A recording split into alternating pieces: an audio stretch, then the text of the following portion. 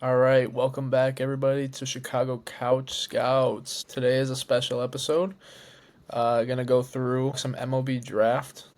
Still a few months away, but very excited for this draft. A lot of good big names in there. A lot of former MLB players, relatives in this draft from my research. But what we're gonna do is we're gonna go through every team, and we're gonna give one prospect we like for that team, and we're gonna go in order of how the draft order is going. Yeah, kind of try to match some players to some teams based on whatever reasons we each came up with individually. Go over the players, give out some alternative options even.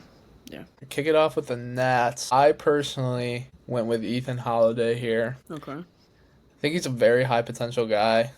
I could definitely see this being a college bet because I think the Nats are on the way to competing. Obviously, C.J. Abrams, James Wood, you got a lot of guys up there right now. I kind of saw this as the next wave of guys. I think Holiday's a guy who could potentially move through a system pretty quick. Good athlete, good bat skills, got solid pop. I think he might be a third baseman though in the majors, which is okay because they have C.J. Abrams, but that's who I have the Nats going with it for one overall. Yeah, it seems pretty consensus at this point for Holiday. I've seen him the most, mocked 1-1, big power. For me, I'm not going with the third base profile at 1-1. My choice was Ivar Arquette. I think a lot of people expect them to go with one of the two pitchers, Arnold or Hernandez, or with Holiday. But for me, I think a college bat would fit in the best with the prospects they have right now. I think they've prioritized position players a lot in the recent drafts, but have kind of failed to come away with the big prospects that you would like, especially picking high as they have been. But they have been able to develop pitchers very well. They have two top 100 pitching prospects right now. Sakura was a third-round pick, and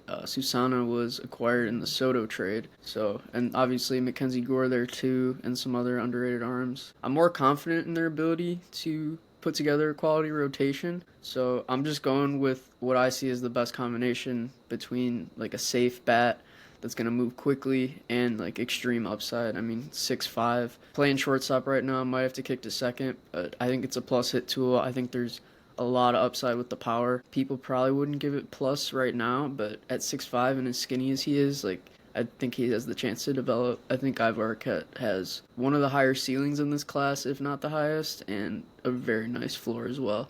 The only knock I really have against him is that he might move off a short and he doesn't walk as much as I'd like, but he's still solid in that area, and there's a chance he sticks at short. It's just not a sure thing with the long levers there, 6'5" frame.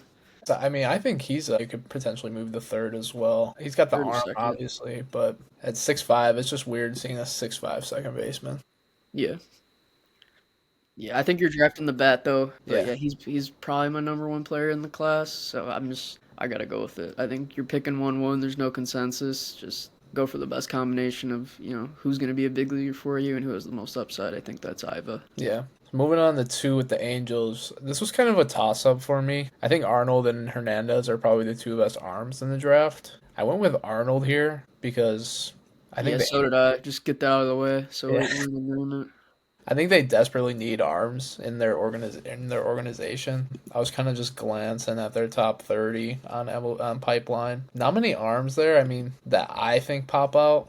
I mean, they have some decent depth, but I think Arnold's a guy that's going to move through quick. He's like the prototypical lefty that's been coming out, has a big fastball, has like this slider sweeper. I think the slider is probably his best pitch. One thing I thought was intriguing was last year he actually finished third in Ks in all of college baseball behind Hagen Smith and Chase Burns. So definitely has had some continued success. I think he's probably the best pitcher in the draft. We'll see. This is very good as well, but I think I have him going here at 2. Yeah, I have it as well. I think I expect the Angels to go with a pitcher. They've went position player like 3-4 years in a row now. I think Arnold's just the best value here at 2. He's safe. He's got a lot of upside. I think at worst he's gonna settle in as a 3-4 in a rotation. And like when you're the Angels, like you got to at least hit a single here. And like if you can hit a single with a guy that could potentially be a double or a triple as well down the line, like I think that's a pick you make. Mm-hmm. But it is the Angels. I could see some other scenarios going down here. I think Cade Anderson's in play and Liam Doyle as well. They've been kind of on Arnold's tail a little bit, and you never know in the draft with like how these teams view different profiles and with Yeah. the models in play, how they're gonna come out in those. So I could see something weird happening. I also threw out Devin Taylor. He just seems to fit that mold of like an underrated, safe college bat that you could underslot and then utilize that money later on down the board. I can see But it. yeah, I'm going with Arnold at 2. I think it's a safe pick for them, and adds to their rotation quite quickly. I think he'd be up sometime in 27 or 26 rather. Yeah. So 3, we got the Mariners. Personally, I would love to see Seth Hernandez there. They have the deepest farm in baseball, it seems. I think the new pipeline update, they have 8 top 100s. They're really good at developing pitchers. I think they have a lot of guys on the cusp of being called up. So like this is another like next wave type of thing. But he has a big fastball, touched 98 this past summer. Nasty 12-6. I think Seth Hernandez probably has the highest upside of any pitcher in the draft, but I think he's a potential ace in the future for Seattle. For me, I think this pick's kind of wide open. Seattle's been position player heavy and high school heavy specifically recently in the draft. I could see an Eli Willits pick here. I think he really fits the profile they like. Like they took Cole Young, Cole Emerson in the first round. He's similar to those kind of guys. Probably a better prospect than both in the draft, honestly. And then Ty Pete as well. A little bit different there, but similar vein. But for me, I'm going with Jace Laviolette. It seems like he's kind of slid down the consensus board a little bit and is kind of out of the talks this high up. But when I'm looking at college bats, I'm looking at consistency, and I'm looking at the tools, and I'm looking at how likely you are to be a big leaguer. I think Jace Laviolette's got real power. He has the ability to play center field, and if he ends up in a place like Seattle where they have someone like Julio Rodriguez, like he can move to right field and be a positive defender out there. I think it's a good place for him to go with the contact and with concerns. Seattle has probably the best group of hitters in the minor leagues, like depth-wise. Like they have so many quality hitting prospects. I think they could work things out with him. He's a little stiff in the box. I think they need to loosen him up a little bit to unlock more of the hit tool, get a better feel for him there. But the power's real, and I think he would fit into their timeline. All their guys are kind of further away, like they're in like A plus, double A max. So I think he would jump in and kind of get on the timeline with those guys. They're a competitive team now, but their best prospects are like still probably a year away. So I think adding another guy to that with extreme upside and kind of shooting for 2027 to be really competitive could be ideal here for Seattle. Yeah, I like it. I have him going in a few picks, so Colorado here. Ivar Arquette. I agree with a lot of what you were saying earlier about him. I think he's got a very high ceiling. I think it would just be cool to see him play in Coors Field. I think if he slid there, he would probably be like a 40 bombs guy potentially with the untapped power. But like you said, like can stay at short, has versatility to move to second or third. But I think the bat's the real key here, and Colorado is just in desperate need of the best player they can get. So I think they luck out here with Ivar Arquette. Yeah, for me, kind of a fun one here. I have Ethan Holiday as my match for Colorado. I think it'd be super fun to see him play for his dad's old team. I think it's a great fit, honestly. Not the best development landing spot necessarily, but I think Ethan Holiday's in a great spot to develop, like regardless of what team he goes to, just because he has so many positive influences in the baseball world around him. I think it's a great park for him to play in. It's potentially 70 power with a great left-handed swing. Like he's gonna kill it in Coors. Like think Carlos Gonzalez back in the day, just bombing him out to right field. I think it's a great fit. The Rockies are always in play for a pitcher. I could see any of the college pitchers going here, or Hernandez if he's on the board. But I just think like Holiday, the potential, the connection with Matt, it's just like written in the stars. If he's there, you got to make the pick, or else St. Louis is gonna do the same thing and have their storybook fucking Holiday story. Yeah.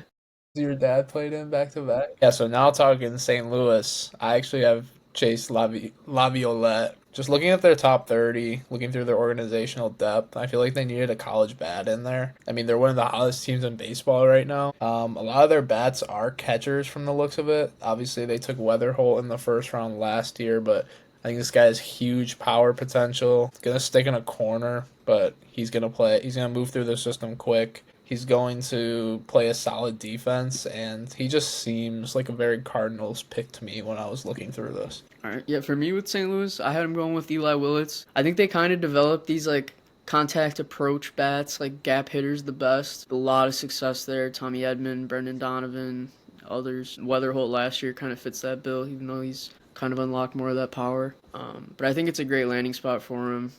Sound development team. They've had a lot of success with these like well-rounded like five tool kind of prospects. I think it's a great spot for him. He's a great prospect. Doesn't necessarily have like that 70, 65 tool, but great field to hit. Really solid defender, very likely to stick at short. And yeah, just an all-around like definitely one of the top high school players in this class. He also reclassified, so he's younger, and to still be going as high as he is extremely impressive. And he's on the younger side, so you could A take lot it of as a road. 17-year-olds in this draft. Yeah, There's a lot of the reclass, and like it's becoming like basketball a little bit, pushing it up a year. Yeah, I like that pick. I'm a big fan of Eli Willits. I think he's got good bat to ball skill. Well, I'll talk about him in a little bit, but good bat to ball skills. I think he's gonna be a pretty solid defender. I like that pick for St. Louis. Yeah, Pittsburgh, I have a fun one. Nobody really expects Seth Hernandez to make it this far, but I think this is like as ideal of a landing spot for a prospect in this draft as you can get. Paul Skeens did not need any help from the Pittsburgh Pirates to be as good as he is, but what they've done with Mitch Keller and Jared Jones and Bubba Chandler's a consensus top 5 prospect in the sport now, and Hunter Barco's breaking out, and Thomas Harrington, and there's so many good arms in Pittsburgh. I think you add Seth Hernandez to that with an extremely high ceiling. There's a lot of risk taking a high school pitcher that early, but I think to go to a really sound pitching development system for him would be ideal. A lot of great influences around him once he gets to the MLB level. Like, who wouldn't want to be teammates with Paul Skeens? But yeah, I just think really, really, really ideal landing spot for him to go to Pittsburgh here. Yeah, that would be nasty. They have so many pitchers. I was thinking pitcher here, but I went a little down the board. Maybe a little under slot action. Just, the way I approached this was take a look at the organizational depth, like look back at recent history and kind of go about it how I think they would go about it. I went Luke Stevenson here. I think it's a pretty interesting pick. Very good defensive catcher. He's got a solid bat, good pop. Not the best contact skills, but he's a young college player. I thought it was interesting, They tried for, who's the catcher they drafted a few years, number 1? Henry Davis. Henry Davis, yeah, and that didn't work out. But so I think they take another swing at catcher here, and I think Luke Stevenson's probably the best catcher in the draft. I just thought it would be interesting. I love a lefty catcher, lefty swinging catcher at least. But yeah, good glove, good pop. I think this would be an interesting pick. Yeah, we could definitely see one of the 3 college catchers coming off the board earlier than expected. Teams are always looking for a catcher. It's probably the thinnest position league wide, so I could definitely see it. I have Stevenson going 3rd among catchers in my list, I believe, but I think he's probably the most likely to go first off the board. So I think it's a unexpected, but a pick that makes sense. All right, I gotta go eat now. All right, just text me when you're ready. All right. All right, wrapping up with the Pirates. Moving on to the Marlins. Yeah, so for me, with Miami at 7 is kind of interesting. New regime there under Peter Bendix, coming from Tampa Bay. I kind of expect them to draft like athletes and tools more than anything. So I'm going to go with Billy Carlson here. Fantastic athlete, a really elite defender. For me personally, I think the bat's pretty questionable. I don't like the swing. I'm not sure about the power either. A lot of smart people aren't concerned about the hit tool or the swing. So, I mean, if that's the case, I think he should be a 1-1 contender with a 70-plus grade glove, really good speed. Like, if he's a 50-55 hit tool, like, this guy should be going in the top 2-3 of the draft, at the very least. For me, it's more of a risk. I don't really believe in the hit tool, but if it works out, like, you're looking at a potential superstar. I think at worst, it's like a Dansby Swanson type player in the future. Yeah, I'm a big fan of Carlson. Obviously, the glove might be, like, the best in the draft. It's up for debate. But yeah, I have the same concerns about the hit tool that I'll talk about later because I have the Marlins taking Eli... Fuck, what is this dude's name? Eli Willits? That's his name, right? Yep. Alright, fuck. My bad. Alright, I have the Marlins taking Eli Willits. Kind of in the same thought process as you. Interesting prospect here. I think he has good bat-to-ball skills. Pretty solid fielder. I like that he's a switch hitter as well. I think he's the top of the lineup, top of the guy type of guy, and I think Miami would be very smart to look at a prep bat here. Yeah, Go. I mean, I have him going earlier than that, but I think it's a similar thing. Like, I expect a prep bat, I expect an all-around athlete. I expect someone that's likely to stick at a premium position here for Miami. So I think we're along the same lines. Toronto, I went pitching, specifically college pitching. I went Liam Doyle here. Big fastball. Could be the best fastball in the draft. I think there's maybe a guy we can talk about later who might have a better one, but I think he has a sweet delivery. It's hard to pick up the ball out of his hands. He's got a good mix, 2+ off speeds. I mean, another lefty with a slider slash sweeper. Could be in contention for the number one college pitcher in the draft. But yeah, I think Toronto goes pitching here. I think they're kind of lacking in it, and I think it would be a good pickup for them. Yeah, I could see it. Toronto just kind of needs help all around in the farm system, so I think it's kind of a best player available situation. For me, I have him going Devin Taylor. I think he's underrated in this class. One of the more consistent college hitters available. He's kind of done the same thing for 3 years. He's got a really good hit tool. He's got power. He's got a good approach. He doesn't strike out that much. I think he's kind of being underrated because he's just going to be limited to a corner outfield position. But, I mean, if you're getting an all-around great bat prospect, I think it's kind of worth it. Especially if you're Toronto and you have, like, 3-4 good prospects. Like, I think hitting a double here with Devin Taylor, sticking him in left field for the next 6-7 years, that could work out really well for you. I think he's extremely undervalued in this class. Yeah, I like Devin Taylor a lot. Great hit tool. I have him going a little later in this, but I think like you said, my concern is just being limited. Kind of just like might even be like a defensive liability. But definitely the bat's going to play. Moving it on to the Reds. I went pitching again here. I went Cade Anderson. I feel like this draft is just loaded with lefty pitchers. I mean, obviously the three of the top 4 college pitchers, it seems, are all lefties. Another lefty with a power fastball plus off speeds, and I just looking at their farm, their top 30 specifically, look like they could use some lefty pitching depth in there. But yeah, I like that pick for them. I really like the arms in this class. I mean, us both being Sox fans, we kind of feel like that's the strength of their farm system right now. So it could be interesting to see what they do with the next pick, but we'll get to that. Yeah, so, I mean, I'm doing a similar thing. I have him going Liam Doyle at 9. Cincinnati has a kind of well-rounded farm system. They have a lot of bats there. They've really went after college pitching recently, and they're not afraid to put a power pitcher in that ballpark. They took Chase Burns at 2, who had some home run issues, and they're not concerned about it, obviously. So I think doubling down on that and going with Doyle, pairing those two with Hunter Green, Nick Lodolo, just plethora of really talented arms in Cincinnati if they make a pick like that. So again, I think we're along the same lines. Like you said, left-handed pitching is a real strength in the class. Left-handed pitching in high school shortstops in the first round is probably the strength for me and for many people. I think shortstops in general. Yeah, I haven't necessarily. We're similar thinking here. Just kind of best player available thing here for Cincinnati. All right. Yeah, the most fun one for us here next. We're both Sox fans. I'll let you go first because I'm pretty sure you know what I'm going to say. I've been preaching this in the DMs and everywhere else where Sox baseball is talked about. I debated him. I'm like 99% sure I know who you're going to take. I debated him here, but the way my board shook out, Billy Carlson was sitting there.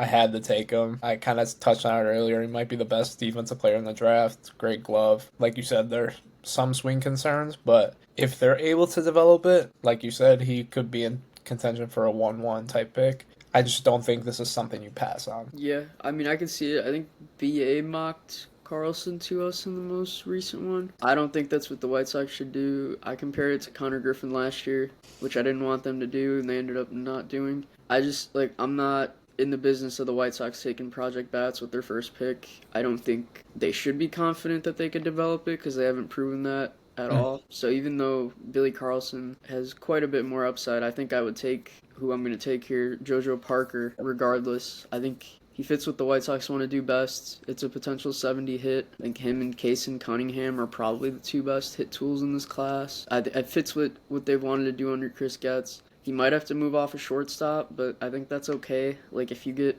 a 70 grade hit tool with underrated power potential, like, his brother hits bombs. His twin brother hits bombs. He's in this class as well. Probably get picked. It's in the genes. He'll grow into his body more. Hopefully he sticks at shortstop because there's a lot of value there. Like I think it's like a Corey Seager type player, as like cliche as it sounds for the White Sox after the whole Colson Montgomery thing. Like I think this is like an actual Corey Seager comp. Like it's like plus hit, potentially plus power, like good approach. It's very funny you say that. Yeah. So Very funny. I really like this pick. I hope it happens. He's my favorite high school player in the draft. I don't really think it's a good exercise to like rank these guys on a big board. I think it's kind of stupid. Yeah. I think if the Sox had the first pick in the draft and they took JoJo Parker, I wouldn't be upset. That's Yeah. how high I am on him. I respect it. Yeah, but we're both in the same mindset. We both think prep is the way to go. Obviously, maybe one of the pitchers falls. Maybe someone like Arquette or even Holiday falls. He's still a prep at that point, but we're thinking prep is the pick there for the Sox. Yeah, just the way the board's likely to shake out. If a Devin Taylor got there or a Liam Doyle, like I think college is in play. Mhm. But with the way I see the board shaking out, I think high school shortstop is the most likely. I agree. All right. I guess the Sacramento Athletics now are next. Yeah, Sacramento. On my little prep sheet, I put Sacramento in fucking quotation marks. I want to hear what you have to say. I was kind of stuck on this. I didn't really know where to go. So yeah, this one was fun for me. I've been kind of like a contrarian, like big fan of what the A's have done in the draft the last 2 years, and obviously it's worked out tremendously. But at the time, both of the picks were hated on. I even was low on the Wilson pick at first, but I think what the A's have done is just take undervalued college players, underslot them, and then they're in the big leagues in a year or two, and they're really good. So I'm going with Gavin Keelan here. I'm from Tennessee. He recently moved to shortstop. But he's played second base most of the year, probably projects there at the pro level. But it's a really good swing. It's a really good hit tool. He's shown new power this year that he hasn't shown in the past. He's got 13 home runs already. He's got a good approach at the plate. He walks a lot, doesn't strike out a lot. I think you add him to that murderer's row in Oakland with him and Jacob Wilson setting the table as the middle infield duo. That's a really, really good piece to add to Oakland. And I think it fits the philosophy of them taking quick moving, like all around college bats at the plates. Yeah, that was definitely a pick I debated. Kind of in the same mindset. It's going to move fast. Form a formidable middle infield duo right there. I went with an arm, though. Kind of doing some research on this. I think he's becoming one of my favorite college arms. Tyler Bremner from UC Santa Barbara. Santa Barbara. Again, big fastball, touch 98, plus changeup. He's got good control. The only negative, he might be a bullpen guy. That's the only thing I think about him, but I think if he's able to develop as a starter, he's a worthwhile pick there for Sacramento. Yeah, they need pitching real bad in the farm. I'll actually just, I guess, spoil this now. I didn't find a match for Bremner on my list. I think he definitely goes somewhere in the first round. The most fun spot I had for him was the Dodgers. I kind of likened it to like the Walker Buehler 2015 thing, where he should have went way higher, but he just falls in their lap way down the board. But with the Dodgers picking at 38, I don't quite think he gets down there, so I didn't want to do that one. I wanted to give them a more realistic player that might be there at their pick. Mm-hmm. But Bremner will definitely go in the first round somewhere. I just wasn't able to find a spot for him. Yeah, I think... Like, if this was a mock draft, I would have put him somewhere, but it's more like a team fit thing, so... Yeah. I could totally see him falling, but just because of the fear of potentially being, like, a bullpen guy, but I think if he does become a bullpen guy, I think he could be an elite closer. Okay, this is very funny that you brought up JoJo Parker being a Corey Seager comp, because when I wrote him down for the Rangers pick right now, I wrote Corey Seager clone ? I mean, it's gonna get thrown around for any like left-handed hitting shortstop, but I think if anybody deserves it, it's him. Yeah. What is Corey Seager? It's like it's plus hit, plus power. Yeah. Picks at shortstop, like some defensive questions because he's a little stiff, but just an overall beast at the plate. I think that's what you're gonna get out of JoJo Parker. So. I love it. Yeah, so I have him going here to Texas. I think he could be the successor to Corey Seager. You know, Seager's getting up there in age a little bit. Always is hurt. Could be shifting to like a DH role in the future. Who knows? But obviously, Parker plays a valuable position. You kind of mentioned that he might have to move off short, but I kind of think I kind of think he'll stick. I think he's athletic enough, but obviously what you're paying for is the bat, and the bat is loud. So I think this would be a very nice pick here for Texas. Yeah, I love it. Obviously, I have him going to the Sox because I want that to happen in real life. But I think if he could get to Texas and hang out with Corey Seager in Arizona or wherever their complex is in the offseason, that'd be great for him. Mm-hmm. For me, though, I have Kyson Witherspoon landed in Texas at 12. I think they've had a lot of success with right-handed pitching, specifically college righties. So I think he kind of falls in their lap. Could go higher than this, but I thought it was a really good landing spot if he does make it there. Mm-hmm. For him to get developed because they've just had a lot of success with similar types of players. Yeah, I like that. Speaking of Kyson Witherspoon, I have him going here to the Giants. Another place where I think they develop pitching pretty well. I think this would be an ideal spot for him. You know, just another guy. He's got a lot of pitches. He's got a very wide variety of pitch mixes. So he's got fastball, curveball, slider, cutter, changeup. You know, he's probably going to have to lose one of those pitches if he wants to be effective, because obviously it's hard to have 4 or 5 pitches that you're really good at in the MLB, but if he's able to master them all, that makes that pick a steal.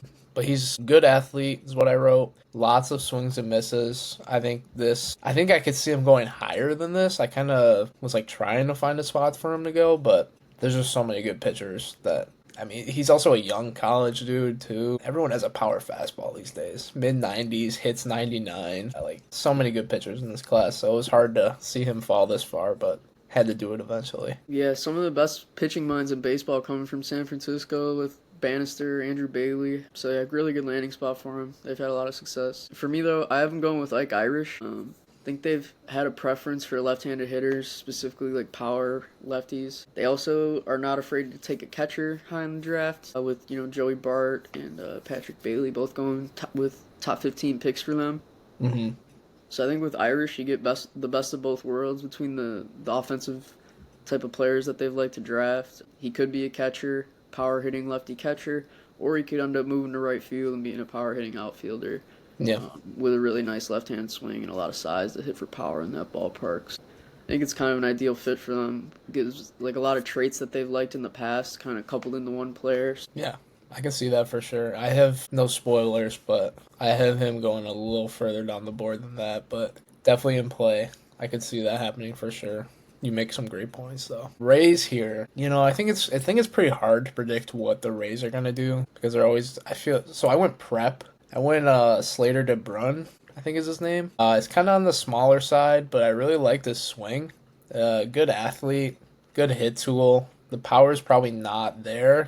Since he's 5'10", maybe 5'9", but you're hoping he's able to tap into some of that untapped power. I think this is very Rays. It's a good defensive outfielder. I feel like it just felt very Rays to me. Yeah, I could see it. Obviously, the Corbin Carroll comp's going to get thrown around for DeBrun. I really like the lower half in his swing. I don't think he'll develop the power that a Corbin Carroll has, but I think you can get like 80% of what Corbin Carroll gets you out of him. And Corbin Carroll's going to win the fucking MVP. That's a really good player. I don't have him going quite this high, but I think it makes a lot of sense for Tampa Bay. They love their prep players. I have him going prep 2. I have him going with Cruz Schoolcraft, the allegedly two-way player. But he should not have a single pro at bat. He is going to be a left-handed pitcher and a very good one.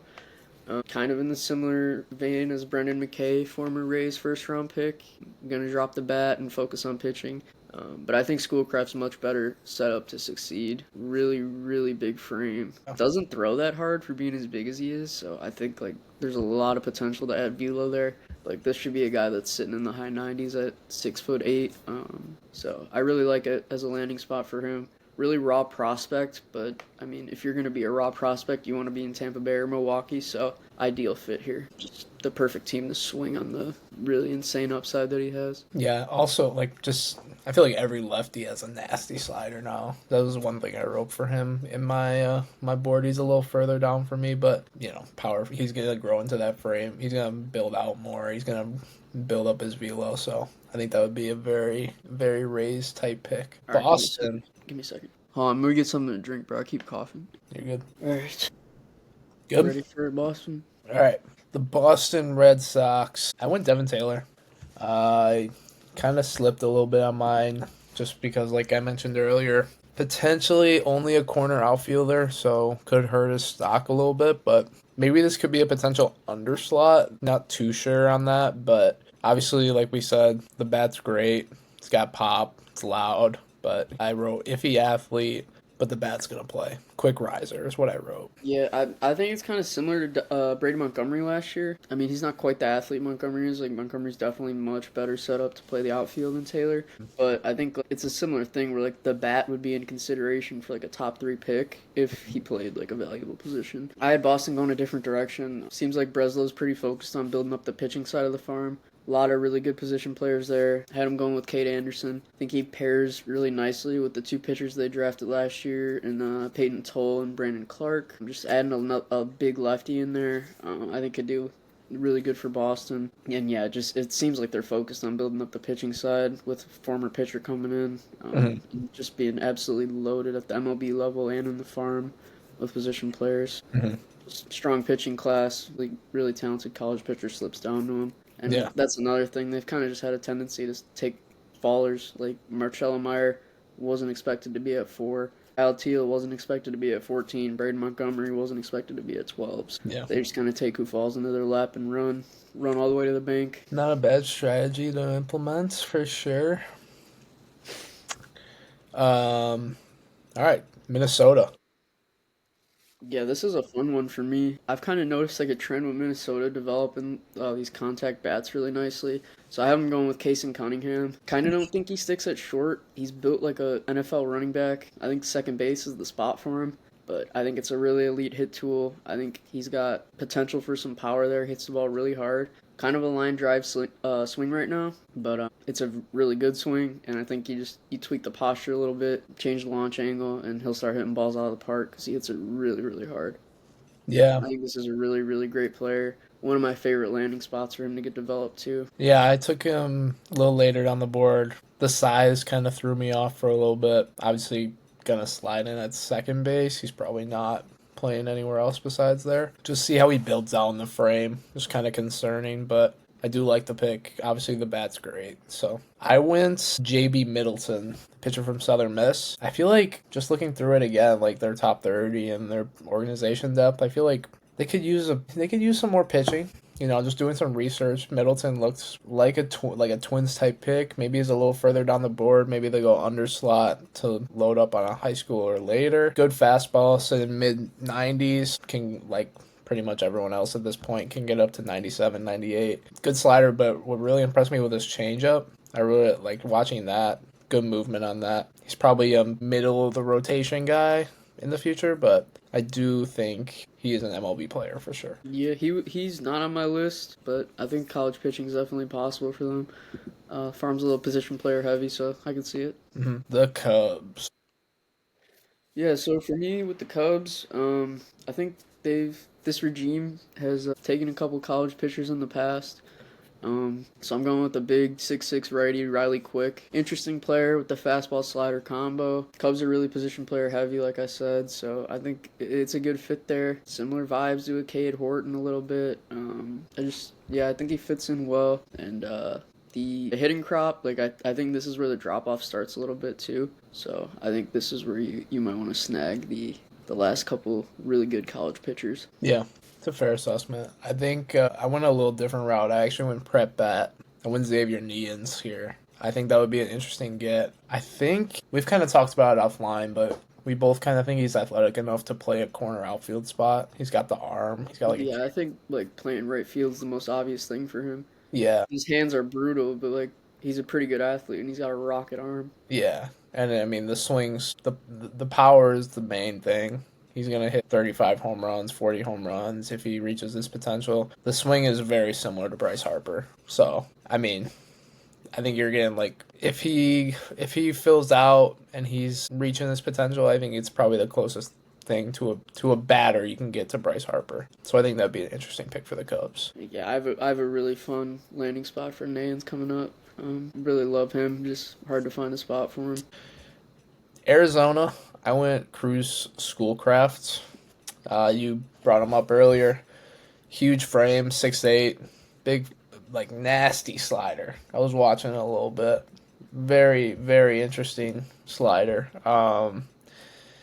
Fastball, I think I saw he got up to 97, but like you said, it's like not to where you would expect it to be. As he fills out and as he puts on more muscle, the arm's only going to get stronger, and he's going to be hitting probably triple digits pretty consistently. But yeah, also as a changeup, feels like everyone's got that three pitch mix. Really like this pick here. I think Arizona had some success with pitching recently. But yeah, I think that would be an interesting landing spot for him. Yeah, I like it. And for me, I have him going with Caden Bodine, a Coastal Carolina catcher. I think last year they drafted 3 hitters in the first round, obviously, with Caldwell, Waldschmidt, and Dix. I think that's a clear focus on the hit tool there and approach as well. I think you get that with Bodine. It's a really good approach, really good hit tool. I think he uses his lower half really well in the box. I think there's some sneaky potential for power there, like for a little guy. I call it what you need to hit for power as a little guy. Like I've said this for Javier Mogulan with the Sox. Like I don't know. It's just like something I could see with the lower half with these small guys to tell if they got juice or not.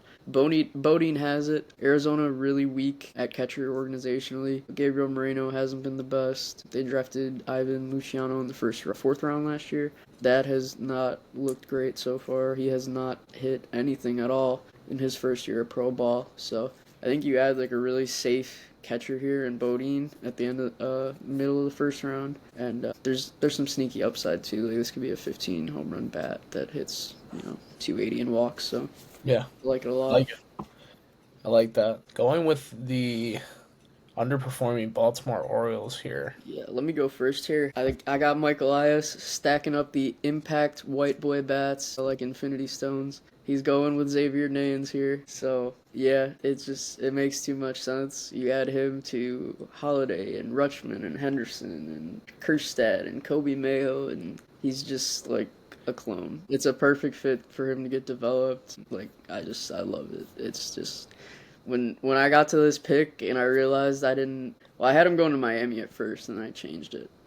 But like when I got to this pick and realized he was still available, it was just like, yeah, that's the one. Like, if he's there on draft day, like Mike Elias is fucking picking him. There's no way he's not. Yeah, I had bat originally, a prep bat originally. I kind of opted out of it just because they're so desperate for pitching. I just feel like at some point they're going to have to take some pitching. I went Aaron Watson. He's a prep arm from Florida. 6'5", righty, big frame, kind of on the skinnier side, but he's going to build out, and I think he's got pretty high ceiling just watching him a little bit. Fastball's kind of lacking in velo, but like I said, if he builds out, I think he was saying low 90s is what I read. He's probably a mid, he's like touching 97, but I saw he threw a split change. I thought was pretty cool. Just some interesting pitches in there, and yeah, I think prep arm would be an ideal fit for Baltimore. Yeah, I just don't think he's ever gonna fucking draft a pitcher, dude. Yeah.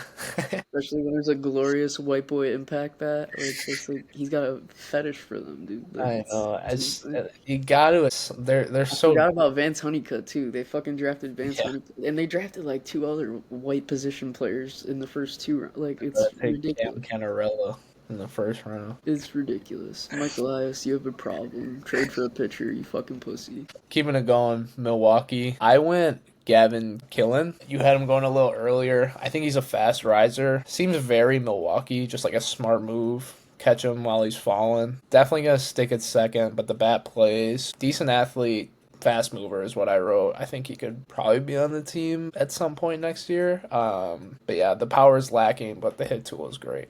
Good approach. Yeah, for me, I have him going with Andrew Fisher, again from Tennessee, Keelan's teammate. I think Milwaukee's kind of flip back and forth between taking like 5-tool prep players and like these impact bats, whether it be college or prep. Like I think of Brock Wilken and Eric Batanti as examples. So I have him going with Fisher. I think he's a really consistent college bat. He's got a great approach at the plate, solid hit tool, and really, really good power. So I think it's a really good fit in Milwaukee. They have a ridiculous farm system. Can't really go wrong. So just adding a beast at the plate, corner bat. Probably ends up at first, not third. Tennessee's been flipping a lot of guys around, like I mentioned earlier. Keelan's playing short now instead of second. I think Fisher's playing first, and he started at third. So a lot of stuff going on there, but you're definitely drafting the bat. I don't give a fuck where he plays. Fair enough. Keeping it going, Houston. Merrick Houston was a guy I saw falling down the board, and he seemed very Astros-like to me. Very good glove. I would imagine he sticks at short. He's got a good frame. Power isn't all there. He's probably like a 15 home run guy, I would imagine. Yeah, something around there. But yeah, he's got a good bat, good approach. I liked his approach. But the glove's there. The glove's going to be very nice at shortstop. Yeah, I think you're drafting the glove with Houston. I think he's got a good approach and hit tool. I think the power is like completely fake though. Yeah. It showed a lot at the start of the season, but he hasn't had any of it when he's played with a wood bat. So I'm just not buying it personally. Didn't find a spot for him in this, but I think he ends up going somewhere in the first 20-ish picks. Definitely deserves to. Wasn't able to find an ideal spot for him. Yeah. But for me with Houston, I have him going Luke Stevenson. Catcher's kind of a thin spot organizationally. Stevenson's got real power. He's got a good approach. Some contact concerns. They did draft Walker Yannick in the first round last year. That hasn't worked out so well. He hasn't hit anything either. So I think it's, best player available, college faller. That's kind of an Astros type of pick. And then, fills a position of need organizationally too with, Junior Diaz struggling and their first round pick last year struggling as well. Yeah, I can see it. Atlanta. This one was tough for me because I feel like they've been going a lot of prep arms recently. So I kind of switched it up. I went prep bat. I went Sean Gamble, the IMG kid. I think he's I would kind of profile him as an outfielder. I think he's athletic enough to play anywhere in the outfield. Good glove. Might be a second baseman as well. I mean, he's got a good frame. I like to swing a lot. It's like a nice, easy lefty swing. Good approach. I think he's got some untapped power. I think he's definitely raw there, but I think the Braves could develop that bat. Yeah, no, I agree with a lot of what you said about Gamble. I have him going a little later, but I have a really fun landing spot for him that I like a lot. Really, really good player. I love his swing too. For me though, with the Braves, like you said, there's been a crazy focus on pitching, specifically prep in the first round. I'm going to stick with that. Personally, sort of, that the Braves area scout does get out to the Chicago suburbs. So I have him buying the Jack Bauer Helium here at 22. You add him to a group with Owen Murphy and J.R. Ritchie and Cam Caminiti. That's a great group of young arms with a lot of upside in the low minors. So I love that pick for them. I think he's extremely risky. I don't think there's a lot of teams that would take him in the first round, but Atlanta's like a really ideal landing spot for him to get developed. And I don't think he steps foot on campus, so. Yeah. Need Owen healthy soon. I like that though. Definitely makes sense. I just thought I was like looking at the depth a little bit. The pitching's so deep. Just maybe take a fucking prep bat for once. I mean, yeah, it would make sense, but I thought that last year too. It's just like they have a full fucking lineup. Like I get it. And they've kept doing it. They've kept doing it, so I'm not gonna bet against it until A decides to do something else. At Kansas City, I went Brendan Summerhill.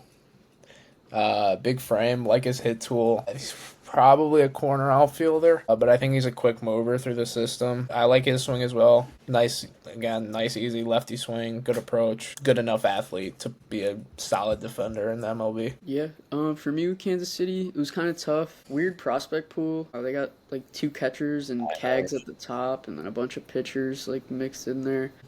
I think there's a lack of like up the middle guys in the system, so I went Steele Hall, the high school shortstop. I think he's a good athlete with a good field of hit. It's kind of an ideal spot too with Bobby Witt Jr. there. Like I don't think he's that level of talent whatsoever, but just being able to learn from the 0.01% outcome of what you can be as like an athletic shortstop, like that's just, I think it's an ideal spot for him. Yeah, you can totally see that. I actually have Steele Hall going next to the Tigers, kind of just continuing the prep shortstop train they're on with Bryce Rayner last year. Just another very good glove, very good athlete.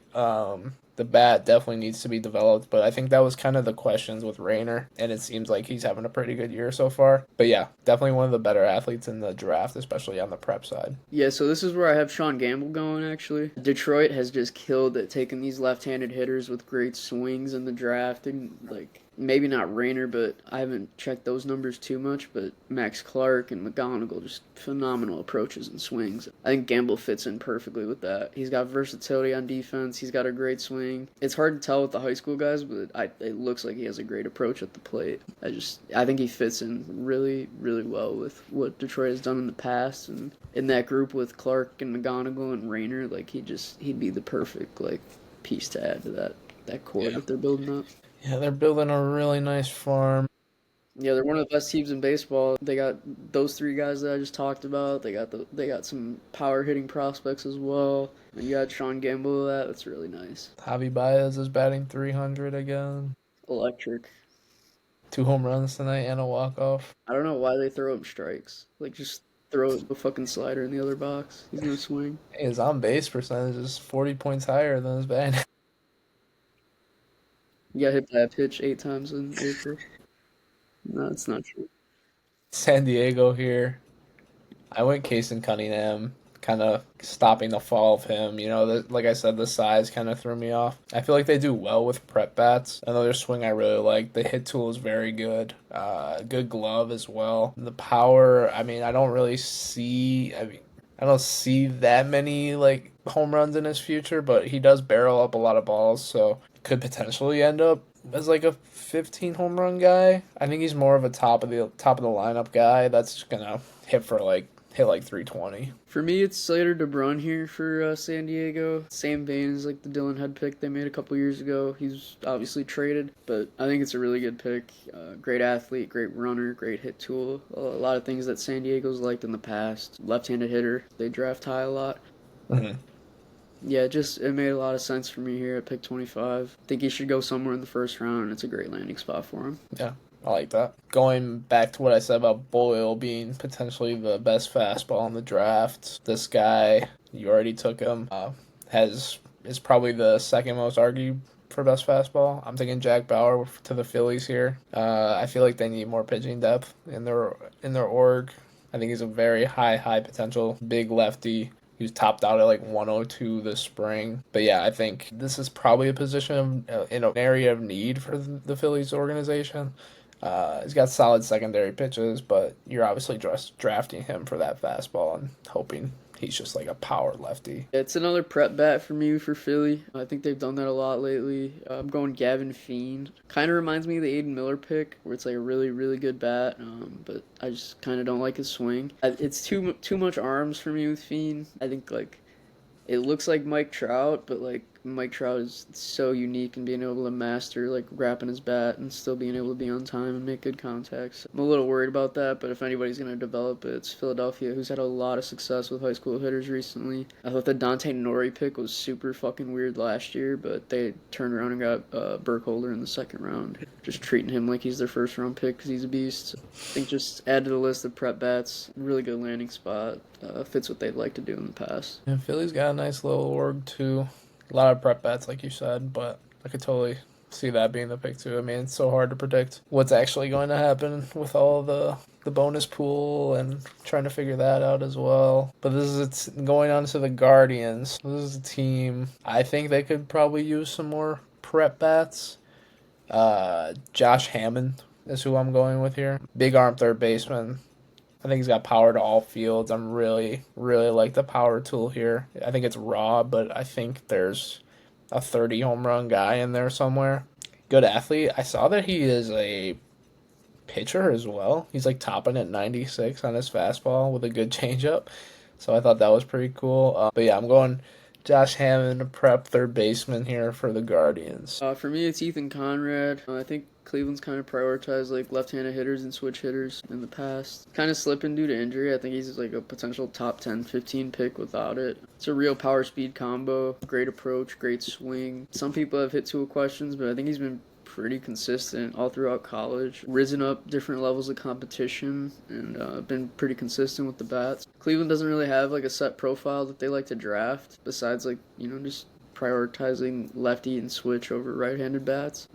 In my notes I put that they find ball players, and that's what I see here with Conrad. Like I think he's just a ball player. Yeah, the injuries have definitely fucked up his draft stock. I have him going a little later in this next three teams that we have, but Very good player. Also another like just lefty swings in general. Very nice. With the Mets, I'm going with another former MLB relative. I'm going Quinton Young. Another big, probably first, third, playing in the corner infield somewhere. But he's got huge power upside. Very good athlete, and I think like developed correctly. Just, I mean, the power I think is like top tier with this guy. He's a huge dude, 6'5", 215 at 18 is insane. Obviously coming from an MLB family background helps you out a little bit. But yeah, I Hopefully he doesn't throw his bat at the umpire. I think he's another reclass, even though he's already 18. So he like reclassed to his actual grade, but yeah, I think he's probably a third baseman. They're saying he played some short and actually didn't look like out of place, but I think he's probably too big to play shortstop. Yeah, so for me, like with these next three, I tried to like think of players that might be there on draft day because they are picking 10 spots later. Like the Yeah, Mets are at 38. So I have Cam Canarella going here. I think he's kind of slipped on the boards this college season, but I do expect him to go relatively high. A great defender and athlete. He's shown the ability to hit in the past. He's shown some sneaky pull side power. So I think the Mets just draft him because he has a high floor as a center fielder. To run a little bit, and you just try to unlock the bat. They've had a lot yeah, of success with developing bats, so for sure. I think it's a good landing spot for him. Yeah, I like that. He was like a top 10 projected pick before the year started. Yeah, I think it's like Mike Serrato last year a little bit. Hmm. Probably, I think Serrato's probably a better prospect, especially as a bat. Yeah. But I think he's slipping a little too far. There's a lot of potential there with Canarella. Yeah, I was with this pick. I was kind of thinking the same way you were, like who could potentially fall. And with the Yankees, I have Ethan Conrad. Like we kind of mentioned already, the injuries have kind of tanked the stock a little bit, but I think the Yankees are going to steal here. Very nice lefty swing. Like his approach a lot. I think he's probably going to end up in one of the corner spots in the outfield, but I think he's got a lot of untapped power as well. I mean, he hit 9 home runs a year ago at Wake, so nothing crazy, but I think he's got a sweet swing, and I think the Yankees would be an ideal landing spot for him. For me with the Yankees, I had Alex Lodies. I think they kind of take off the board picks a little bit in the first round. And this pick's a little later, so it's more in the range of where he would go. But probably the biggest riser in college baseball this year. Didn't really hear of him before this year, and he's been really amazing at the plate. Yankees have had a lot of success with up the middle players, some right-handed hitters as well. So I think he fits in nicely. Really great hitter, and I like the landing spot. All right, our last team, 30 out of 30, the Dodgers. I really wasn't sure where to go here. Just kind of scrolling through the draft rankings, trying to look for some guys. I don't know how to pronounce this guy's name. uh, Wehiwa Aloy, the shortstop from Arkansas. Um, I kind of just liked what I saw when I watched it. I think he's a pretty good glove, very good pop in the bat. Another guy that might have to move off a short, might have to move to third, but I mean, I think the pop in the bat is capable of playing third base. He hit 14 home runs in the SEC, which is pretty impressive. So that's who I went here with the Dodgers pick. But yeah, for me with LA, went with Cam Appenzeller. I think they're like an upside kind of team. I think he's got a lot of it. Two Illinois lefties going in the first round would be super fun. It's a good landing spot for him. The one worry I have is the Dodgers have been really focused on like maximizing velo. It's created a lot of injuries. Appenzeller's throwing like 94 right now, and he's a guy I see sitting in the upper 90s in the future. So I hope they're smart about building him up, and he could avoid serious injuries that all Dodgers pitchers seem to run into. I know But he yeah, weighed 180. My goodness, he's got to put on like 30 pounds at least, bro. That's crazy. Dodgers they love taking upside picks. Kellen Lindsey last year, just phenomenal athlete. I think just taking a long lefty with a lot of upside, untapped potential makes a lot of sense for them. Yeah. At 39 Illinois, too, it's hard to project. yeah. kind of taking your best guess at this point, but Illinois pitchers might be the best state for pitching. Illinois, underrated prospect producer. But yeah, that's our best ideas for one prospect per each team for the MLB draft in the upcoming in a few months. But yeah, that's all we got for today. We will be back next week. I'm sure we'll be talking some NBA. We got round 2 kind of wrapping up here. We got NFL schedule release coming up. We got a lot of stuff. We'll probably drop a draft as well at the end of the episode. So tune in for that. As always, like this, follow us at Chicago Couch Scouts. We've been posting on TikTok, so go check that out. But yeah, guys, thanks for watching. Thanks for listening. I will be back next week.